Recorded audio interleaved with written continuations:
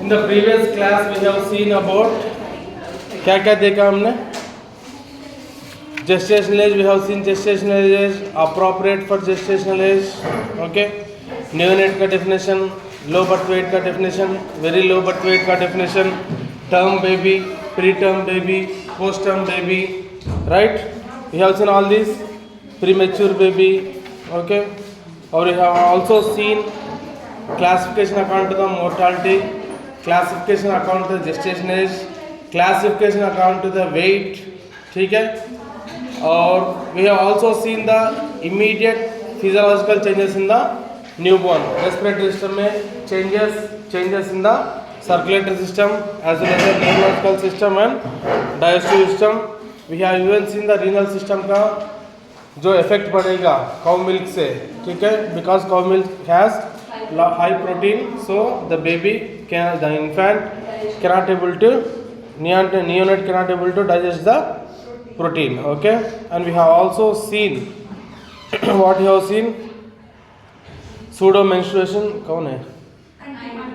Okay, pseudo menstruation देखा था हमने, और मिलिया देखा था, sebaceous glands भी देखा था, और which milk also we have seen pseudo menstruation, and we have also seen ossification musculoskeletal में. ठीक है, now we are going to see about the Apgar score. What is Apgar score?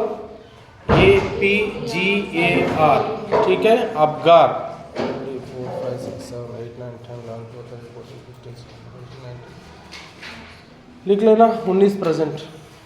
भेज दो, message भेज दो ग्रुप में, जो absentees list है बाल भेज दो. ठीक है, Apgar is nothing but क्या है? APGAR. Okay, in these each letter represents has some importance. A मतलब क्या है? A is nothing but the appearance. Okay, A मतलब क्या है? Appearance. P मतलब क्या है? Pulse. G मतलब Grimace index. Okay, again A for appearance तो हो गया है. अभी दूसरा A क्या है? Apnea. और R for respiration. समझ गया? 2 A's are there. Apgar, Grimace index. Okay, वो अभी देखेंगे क्या है. ठीक है, संचिता, Apgar मतलब क्या है? अभी दिमाग कहीं और चलता है तुम्हारा. बोलो, अभी अब्रिविएशन बोला मैंने. A मतलब क्या है? उठो. हाँ, P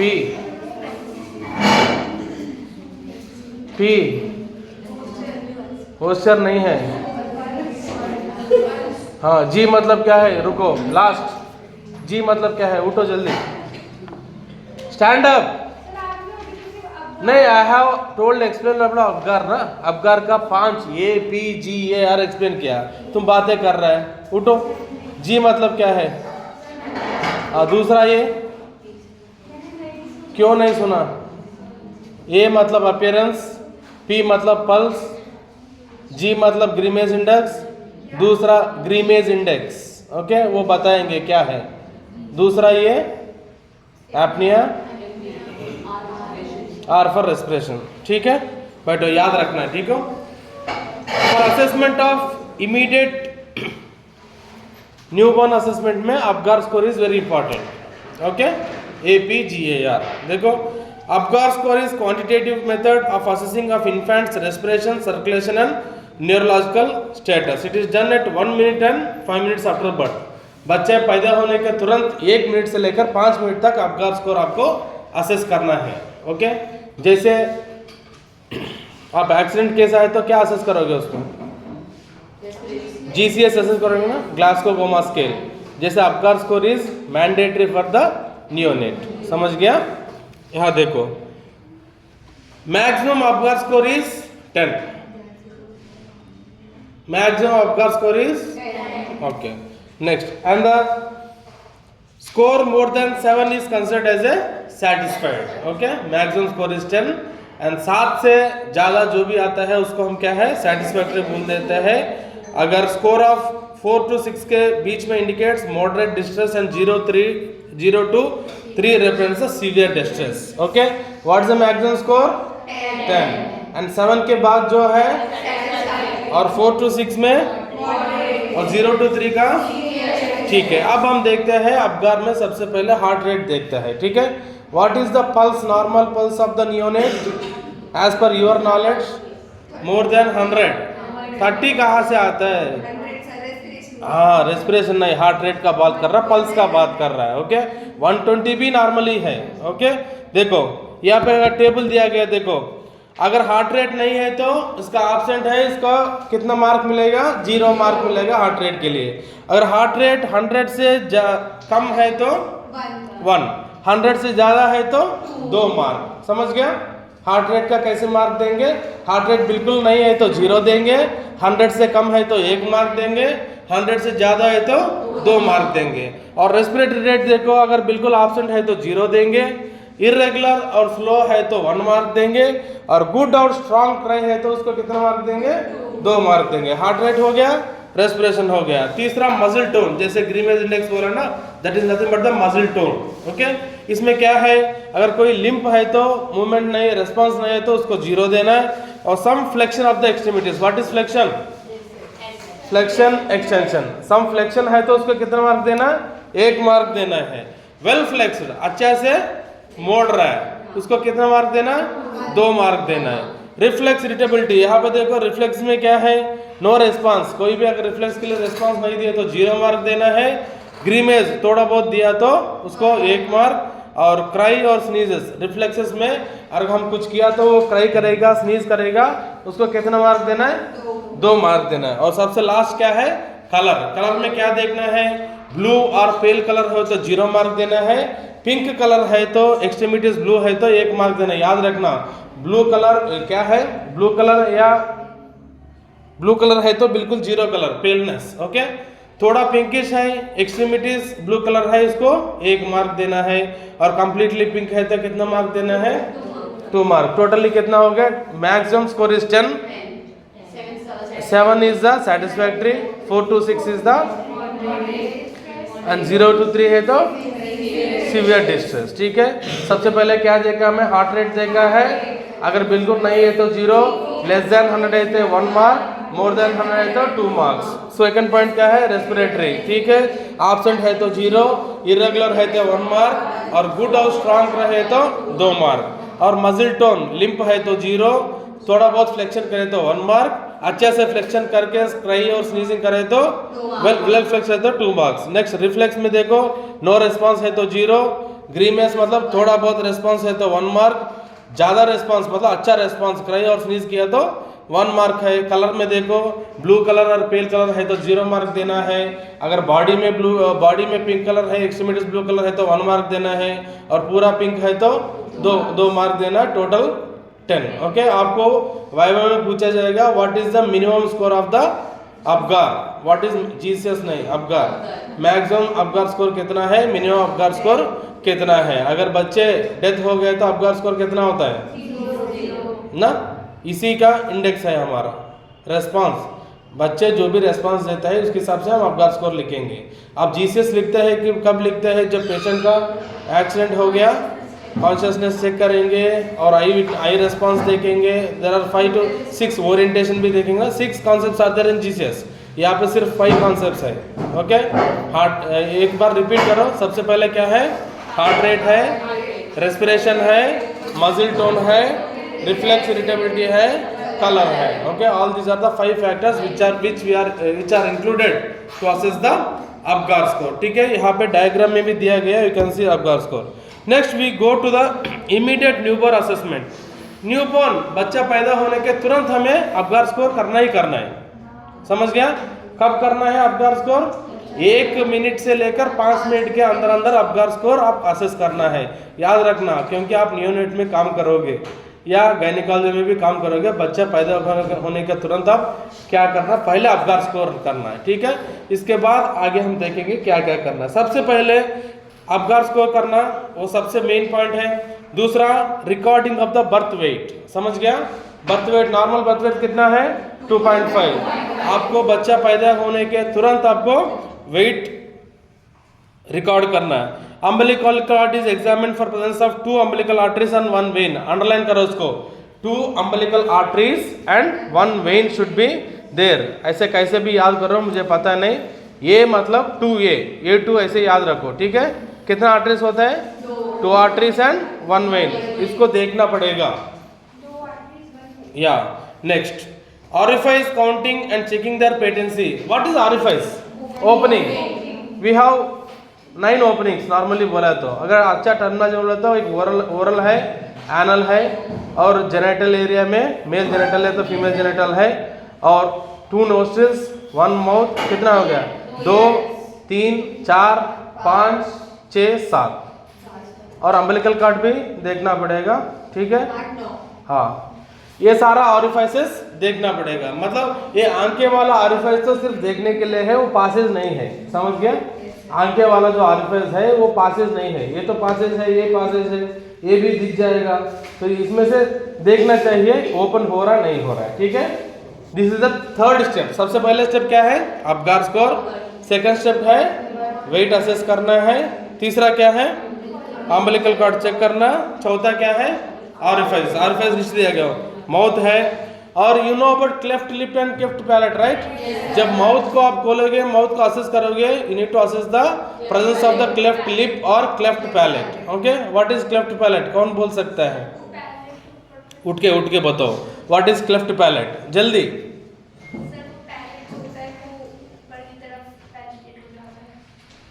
नो, थोड़ा समझाओ थोड़ा।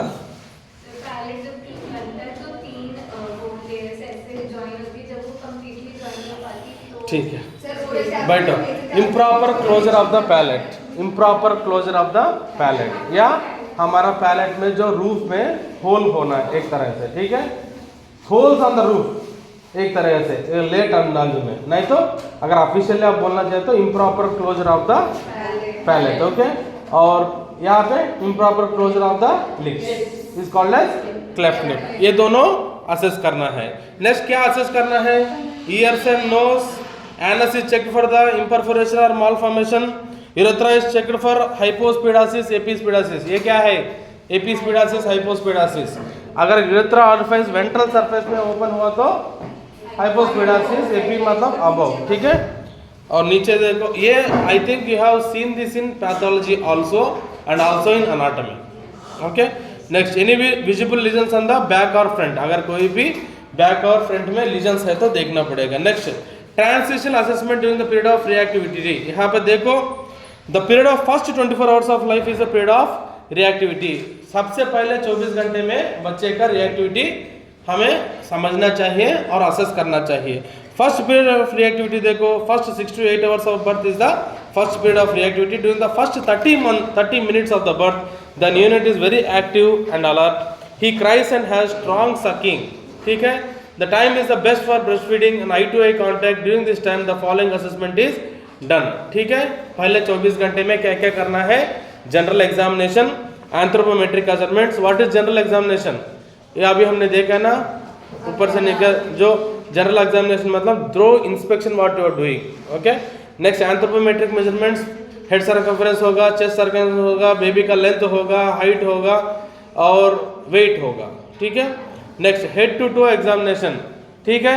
हेड भी देखना है, टो तक पूरा असेस करना है, और रिफ्लेक्सेस भी देखना है, और एस्टिमेशन ऑफ जेस्टेशन एज, ठीक है। What is gestation age? I want to hear from you. Okay, ये ले टर्मिनोलॉजी जो हमने किताब में क्या बोला है? 34 to 40 नहीं, the period of which the product of conception is retained in the uterus is called as क्या है? Gestational period. Products of conception इसका मतलब प्रेगनेंसी, ठीक है। जो कंसीवमेंट के बाद जो फीटस अंदर रहता है, जितना दिन फीटस अंदर रहेगा उसको क्या बोलते हैं? जेस्टेशनल, ठीक है। 10 to 90%। वो परसेंटाइल के बाद वो क्या है? Small for gestation age, appropriate for gestation age, large for gestation age, that is different, okay. यहाँ पे मैं क्या बोल रहा है? व्हाट इज जेस्टेशन एज बोल रहा मैं, ठीक है। नेक्स्ट देखो, next secondary period of reactivity. Second में क्या कहते हैं? Second part of reactivity starts when the newborn awakes from the First sleep about 6 to 8 hours after birth. The period lasts for about 2 to 4 hours. In this period, the neonate is again alert, active, responsive, heart rate, respiratory rate, gastric and respiratory secretions are increased. The stage is followed by period of stabilization physiological system. ठीक है, बच्चा पैदा होने का तुरंत आप घर score करेंगे. ये सारा ऊपर H2 examination, general examination, anthropometric assessment और neurological examination, reflexes and gestational, ये सब करने के बाद क्या है सिस्टम वाइज हम देखेंगे क्या सलेवा सेक्रेट हो रहा नहीं हो रहा, क्या एक्टिविटी क्या है, क्राई क्या है, ये सब देखेंगे. नीचे देखते हैं अभी पिन टू पिन देखेंगे. जनरल एग्जामिनेशन में क्या देखेंगे, सबसे पहले we can see general examination का सबसे पहले पोस्चर देखेंगे. What will be the posture of the fetus in the utero. Uterus में कौन सा पोजीशन होता है, मेनली सी शेप होता है. कुछ लोगों को क्या है सेफालिक प्रेजेंटेशन है तो डिलीवरी आराम से हो सकता है. कुछ लोगों को ब्रीच प्रेजेंटेशन होता है which is called as buttocks presentation. ठीक है, और कभी कभी ट्रांसवर्स भी हो सकता है. देखो पोस्चर कैसे होना. In full term babies generalised flexion is seen. The neck and extremities are flexed. The neck and extremities are flexed. ठीक है, यहाँ पे फ्लेक्शन होता है. प्रीटर्म बेबीज में लाई इन ए फ्रॉग लाइक पोस्चर. ठीक है, उसको अंडरलाइन करना. प्रीटर्म बेबी का पोजीशन क्या है, जैसे frog like position will be there for the preterm. Next देखो activity. Normal neonates are alert and active. The baby may be irritable or drowsy if having any neurological problem. समझ गया. बच्चे पैदा होने के बाद तुरंत एक्टिविटी होना चाहिए, क्राई भी होना चाहिए. अगर इसमें कुछ दिक्कत है तो he is having some neurological problem. Next cry तो जरूर. क्राई क्या क्या है, क्राई होता नहीं. Cry is indication of live birth. Without cry we cannot declare that जिंदा है. क्राई तो होना जरूरी है. ठीक है, this is one of the reflex. Cry देखो, neonatal cry when hungry or wet. Wet cry is seen in preterm or LBWO. High pitch cry is in babies with a raised intracranial pressure. Underline करना ICP. किसी का intracranial pressure ज्यादा है तो high pitch cry होगा. Low pitch cry low birth weight babies में low pitch cry होगा. Cry तो होना जरूरी है. अगर बच्चे जिंदा है तो cry is one of the indication of liveliness. Next colour देखो. कलर में हमें देखा है पिंक कलर होना जरूरी है. अगर किसी में रेस्पिरेटरी डिस्ट्रेस है, किसी में एक्सट्रीमिटीज ब्लू होता है, जिसको हम अखबार स्कोर में रेस्पिरेटरी के लिए कितना देंगे, 1 मार्क देंगे. क्योंकि हमने देखा है ना बीच में ब्लू कलर है. एक्सट्रीमिटीज अगर ब्लू कलर है, बीच में पिंक कलर है तो 1 मार्क देंगे करके अभी सुबह टेबल में देखे. वाइटल साइंस देखो. Vital signs 35.5 to 37.5 degree centigrade actual temperature होना चाहिए. The heart rate should be auscultated with stethoscope. What is auscultation? ठीक है, when the baby is calm. Apical beat normally ranges from 120 to 140 beats per minute. The respiratory rate is 40 to 60 beats per minute. This is the normal respiration rate, 40 to 60. Normal heart rate is 120 to above. ठीक है, 120 से 140 तक बीच में रहेंगे. ठीक है. Now I am going to discuss about anthropometric measurements. I think you are very perfect about anthropometric measurements. हमने growth and development अच्छे से पढ़ा है. ठीक है, हाँ, हमने हेड सर्कमफ्रेंस पढ़ा, चेस्ट सर्कमफ्रेंस पढ़ा, लेंथ पढ़ा, वजन पढ़ा, और क्या और एक बार रिवीजन हो गया. देखो the body weight 2.5 to 3.5. I don't want to repeat. पहले 10 दिन में वजन कम होता है, इसके बाद बढ़ता है. ठीक है. लेंथ कितना है, 45 to 50 सेंटीमीटर्स है. हेड सर्कमफ्रेंस कितना है, 33 to 35 सेंटीमीटर्स. ठीक है, यहाँ पे इसको अंडरलाइन करना. माइक्रोसेफाली. माइक्रोसेफाली मतलब क्या है, छोटा हेड. माइक्रोसेफाली छोटा है. ठीक है. यहाँ पे हाइड्रोसेफालस कंडीशन में मैक्रोसेफाली देखने के लिए मिलेगा. दोनों पॉइंट देखो, मैक्रोसेफाली, माइक्रोसेफाली. मैक्रोसेफाली मतलब क्या है, हेड एनलार्ज होना बिकॉज ऑफ हाइड्रोसेफालस. ओके, क्योंकि स्पेस ऑफ अक्यूमुलेशन हो सकता है, फ्लूइड अक्यूमुलेशन हो सकता है. ये दोनों पॉइंट याद रखना, macrocephaly, microcephaly. Microcephaly also called as craniostenosis premature of the closure of the sutures. ठीक है. चेस्ट सर्कमफ्रेंस कितना है, 31 to 33. इसमें कोई चेंजेस नहीं है.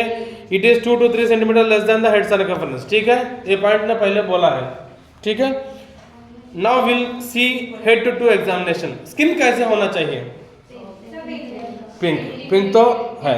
इसके बाद इंटीग्रिटी भी देखना पड़ेगा. देखो skin should be soft, smooth and puffy. At birth it is covered with white cheesy substance called. बिना देख के बताओ क्या है, वर्निक्स कैजोसा. बोलो, सब बोलो. ये 3 बार मैंने रिपीट भी कराया पिछले क्लास में, ठीक है। स्किन के ऊपर व्हाइटिश जो गमी जैसा स्ट्रक्चर है, वैक्स लाइक स्ट्रक्चर है, which is called as vernix caseosa. This is normal for protecting the baby. ये 1 हफ्ते 2 हफ्ते के बाद अपने आप नहाते चले जाता है, ठीक है। पूछो। वर्निक्स कैजोसा, कैजोसा स्पेलिंग देखो ना किताब में। Next, the color of skin should be observed for the presence of pallor, jaundice or cyanosis. check skin turgor for dehydration. Underline करना, डिहाइड्रेशन असेस करना है बच्चे का स्किन से देख के। और pallor, jaundice और cyanosis. what is cyanosis? Shaila उठो। jaundice का मतलब कैसे पता चलता है? what is jaundice? अपना टर्मिनोलॉजी में बताओ। ज्यादा होना तब jaundice आता है। बैठो।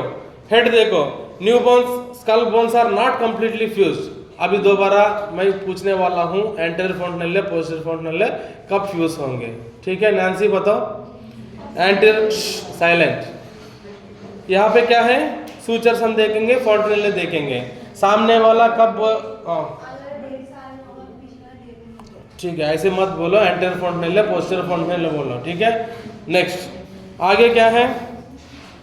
Anterior fontanella which is bound by frontal and parietal bones is a diamond shaped. Underline करना, anterior fontanella are the diamond shaped, ऐसे, ठीक है। स्क्वायर को थोड़ा ऊपर किया तो डायमंड बन जाता है, ठीक है।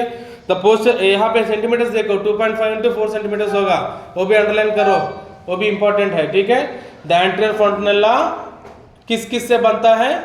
parietal bones and frontal bones, इसको भी अंडरलाइन करना है। anterior fontanella is the combination of parietal bones and frontal bones.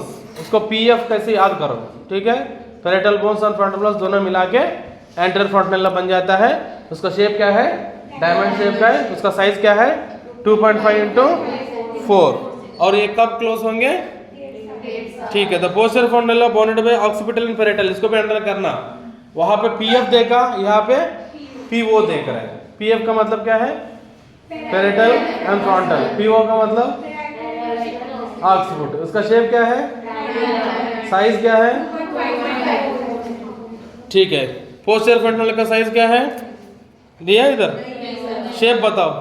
Triangular shape. ये ट्रायंगुलर शेप है, ये डायमंड शेप है। ये बोन्स का नाम बताओ। पैरेटल एंड फ्रंटल और ऑक्सीपिट, ठीक है। क्लियर है? आगे देखो, अगर किसी में इंट्राक्रैनियल प्रेशर ज्यादा है तो इस कंडीशन में हाइड्रोसेफालस मेनिंजाइटिस में बल्जिंग फोंटेनेला देखने के लिए मिलेंगे। अंडरलाइन करना, ठीक है। What is the sign of hydrocephalus meningitis? कैसे असेस करेंगे?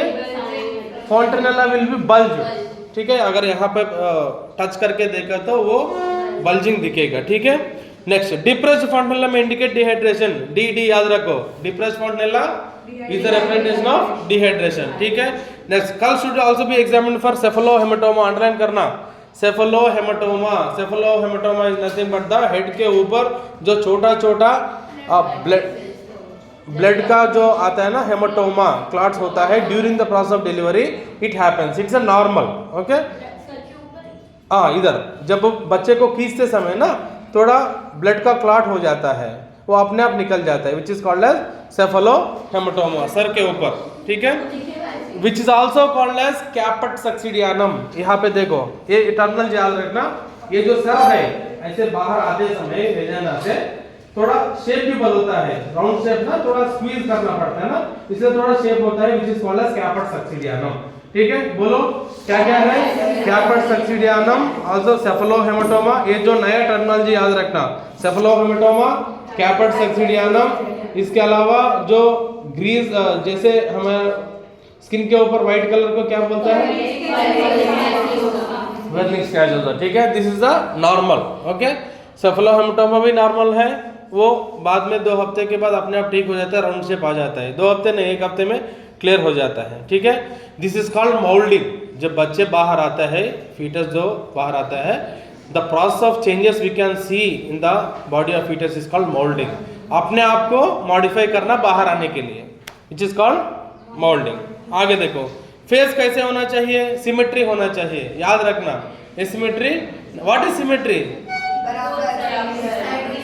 एसिमेट्री नहीं होना चाहिए, एसिमेट्री है तो मालफॉर्मेशन। आइस कैसे होना चाहिए?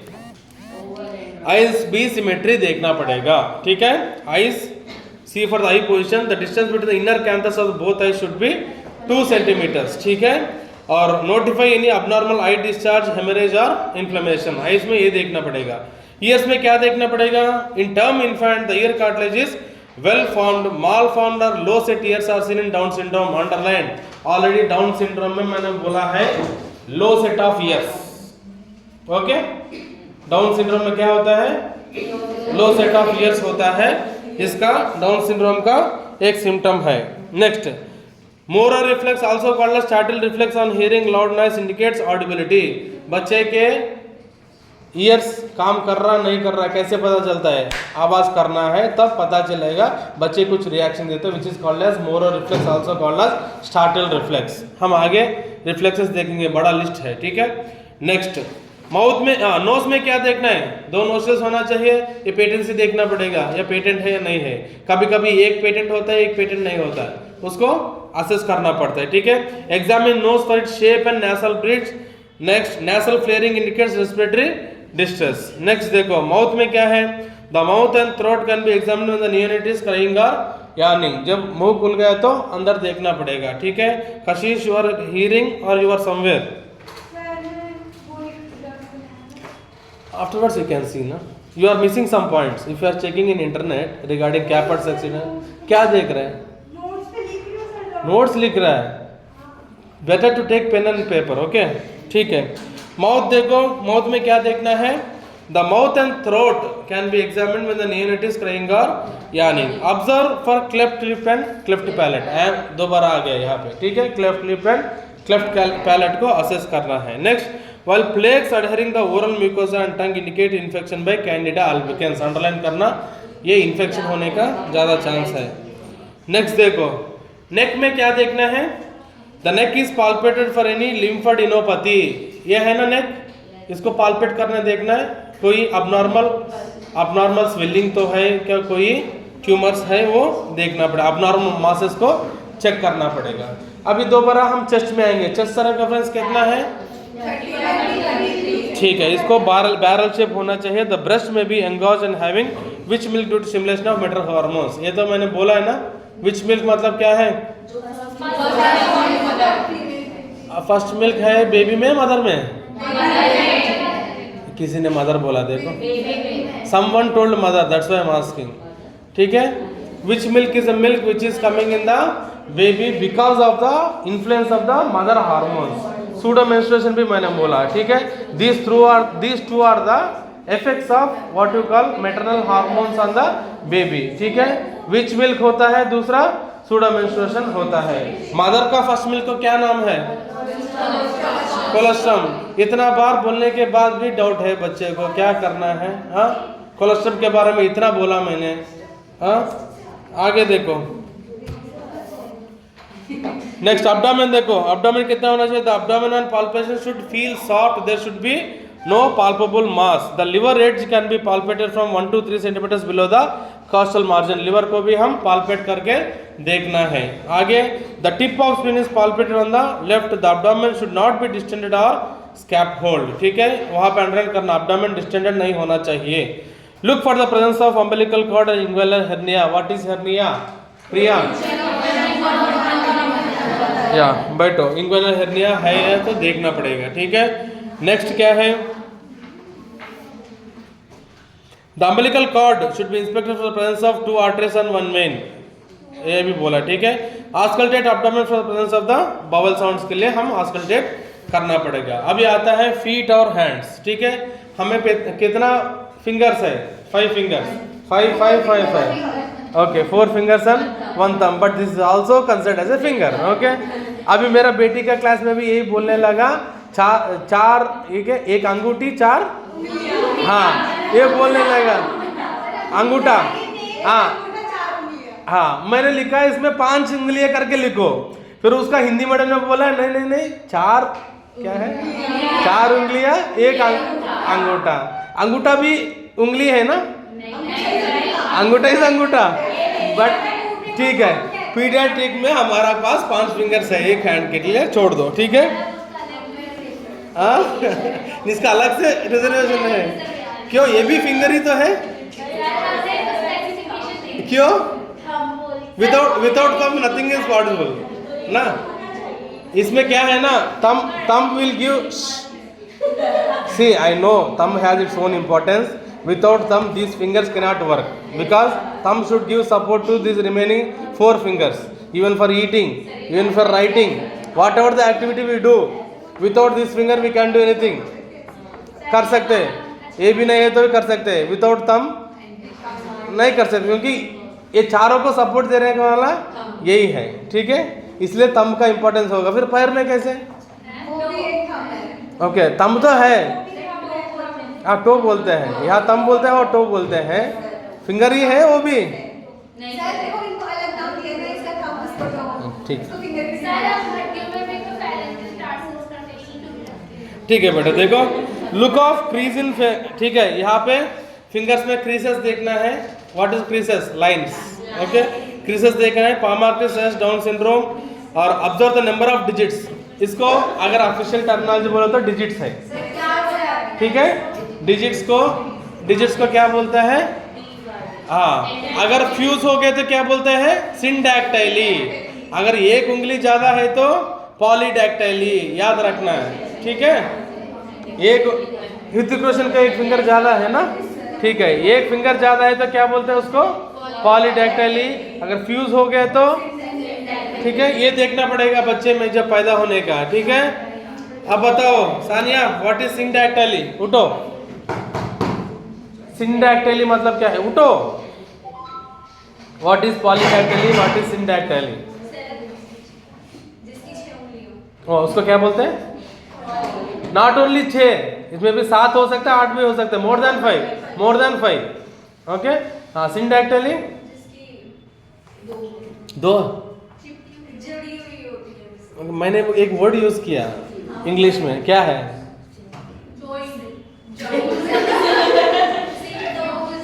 Fusion, okay, fusion of fingers. बैठो। Next, genitalia. In full term female units the labia majora covers the labia minora, ठीक है। लेबिया मेजोरा फीमेल्स में लेबिया माइनोरा को कवर करेगा फुल टर्म में। अगर प्री टर्म है तो labia minora will be exposed, इसको याद रखना, ठीक है।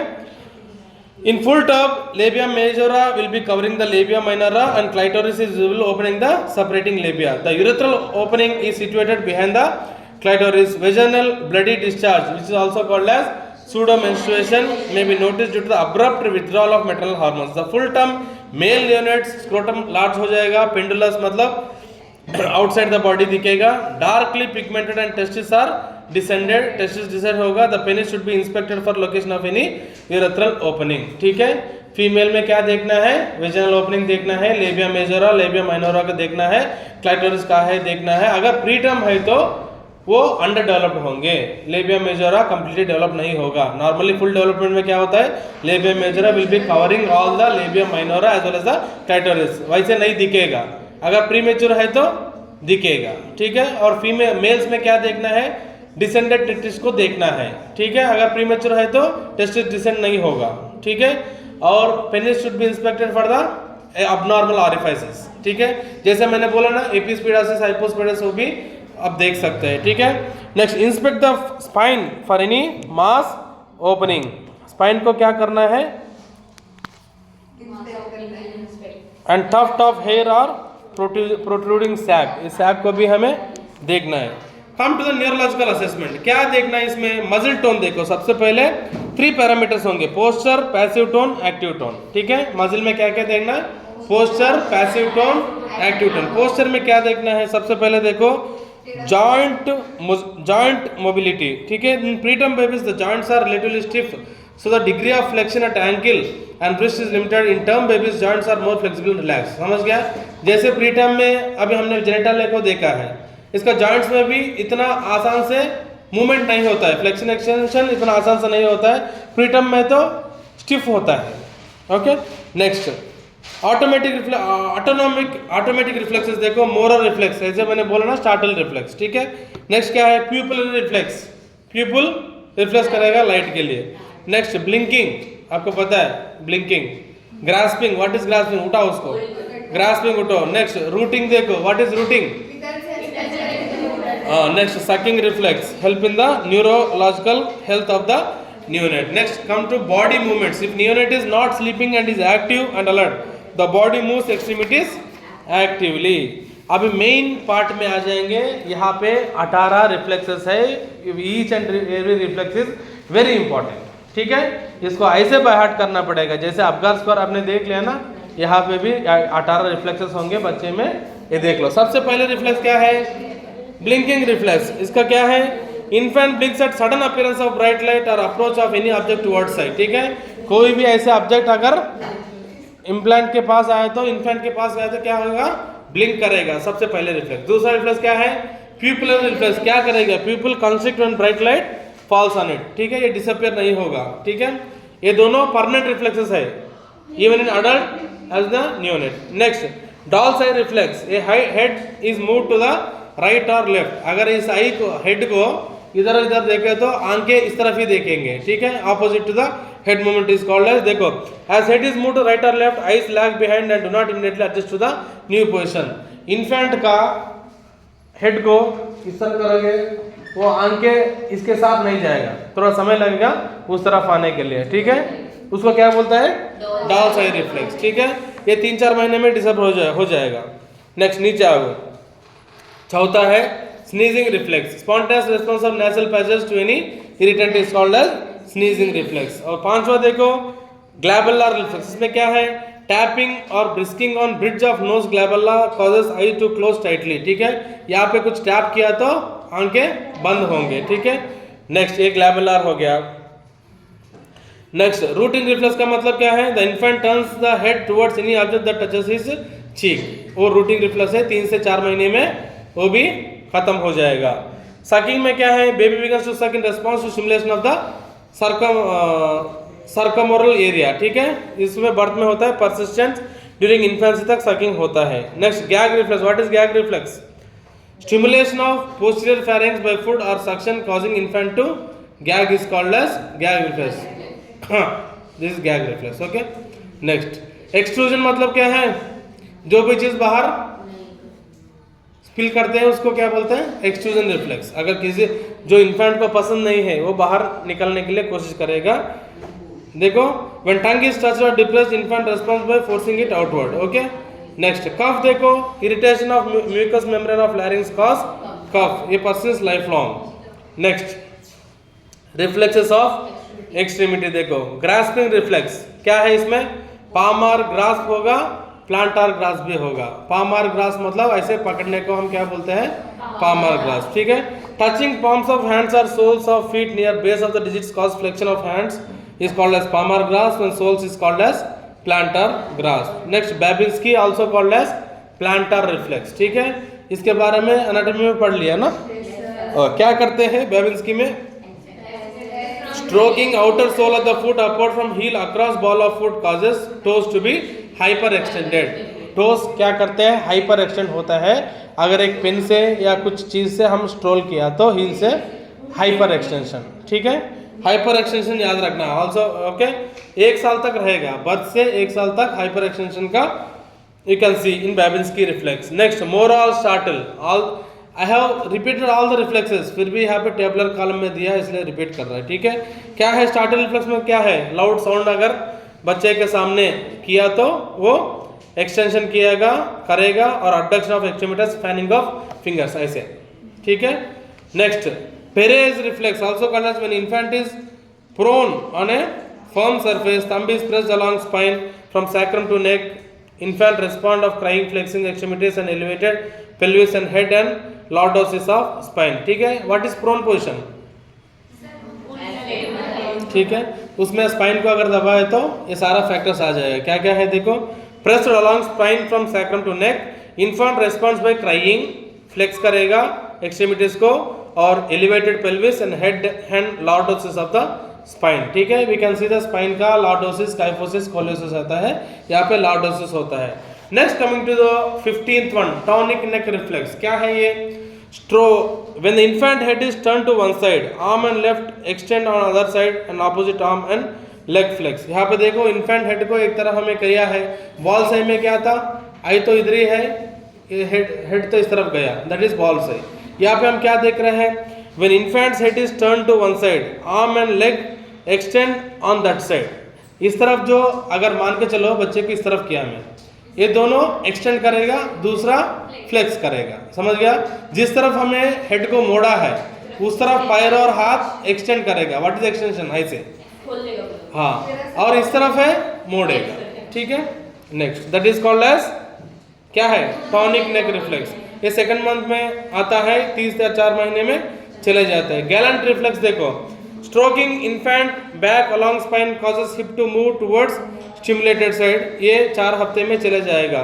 Stroking infant back along side spine causing hip to move upward और स्टिमुलेटेड साइड. ठीक है, ये जिसको गैलेंट रिफ्लेक्स होता है. और 17वां रिफ्लेक्स क्या है? Dancing, also called as stepping reflex. Dancing reflex क्या है? If infant is held such that the sole of feet touches a hard surface, there is a reciprocal flexion extension of the legs. बच्चे को ऐसे पकड़ के ऐसे रखा तो बच्चे अपने आप पैर मारेगा. हाँ, उसको क्या कूदना रिफ्लेक्स है इसको. ठीक है, क्या है? डांस रिफ्लेक्स है, also called as stepping reflex. और सबसे लास्ट वाला क्या है? Crawling reflex. इसमें क्या है? When placed on abdomen infant makes crawling movements. ठीक है, all these are the reflexes of the newborn. What is the time? I just ask time. हुआ नहीं हुआ वो मुझे पता है. ठीक है, I am just asking time. ठीक है,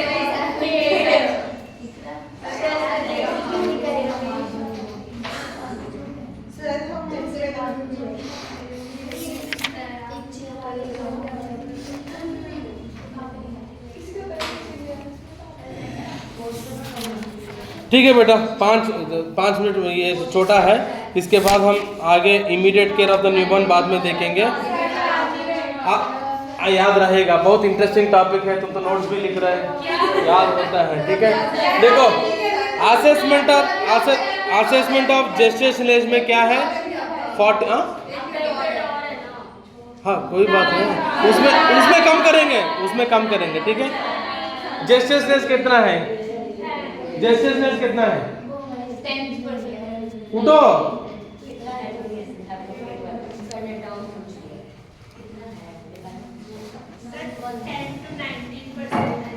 अरे आई am just asking gestational age कितना वीक्स है?